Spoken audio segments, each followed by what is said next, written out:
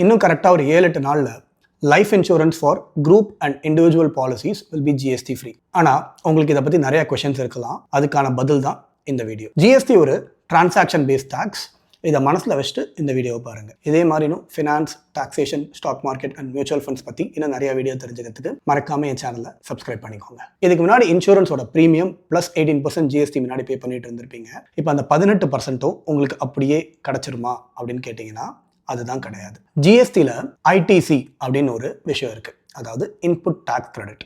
இது double taxation நடக்காமல் தடுக்கிற ஒரு விஷயம். இந்த கம்பெனி உங்களுக்கு சர்வீசஸ் தரத்துக்கு நிறைய ஆப்ரேஷன்ஸ் பின்னாடி நடக்கும். அதுக்கு டேக்ஸ் வரும். அதை நம்மக்கிட்டேருந்து வாங்குற டேக்ஸில் கழிச்சுக்கிட்டு மிச்சத்தை தான் ஜிஎஸ்டியாக கவர்மெண்ட்டுக்கு கொடுப்பாங்க. ஆனால் இப்போது அது இல்லை. ஜென்ரலாக ஐடிசி பார்த்தீங்கன்னா ஒரு 2 to 4% ஆஃப் வேல்யூ வரும்னு சொல்லுவாங்க. ஸோ நீங்கள் ஒரு 13-15% வரைக்கும் ட்ராப் இன் ப்ரீமியம்ஸ் ஓவரால் எதிர்பார்க்கலாம். நீங்கள் ஆல்ரெடி ஒரு multi year health insurance plan வாங்கி அதுக்கு ஆல்ரெடி பே பண்ணியிருந்தீங்கன்னா உங்களுக்கு ஜிஎஸ்டியில் ஏதாவது ரிட்டர்ன் வருமா அப்படின்னு கேட்டிங்கன்னா கண்டிப்பாக வராது. ஏன்னா நான் ஆல்ரெடி சொன்ன மாதிரி இது டிரான்சாக்ஷன் பேஸ்டு காஸ்ட். ஸோ இதில் எந்த ரீஃபண்ட்ஸும் இல்லை ப்ரோரேட்டா பேஸ்டு ரீஃபண்ட்ஸும் கிடைக்காது.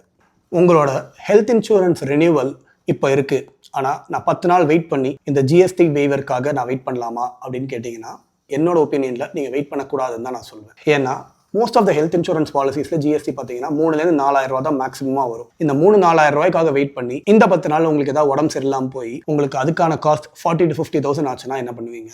அதனால் இந்த 10 நாளைக்குள்ள உங்களுக்கு ரினியூவல் இருந்துச்சுன்னா கிரேஸ் பீரியடுக்கு வெயிட் பண்ணாமல் கண்டிப்பாக போய் ரினியூவல் பண்ணிடுங்க.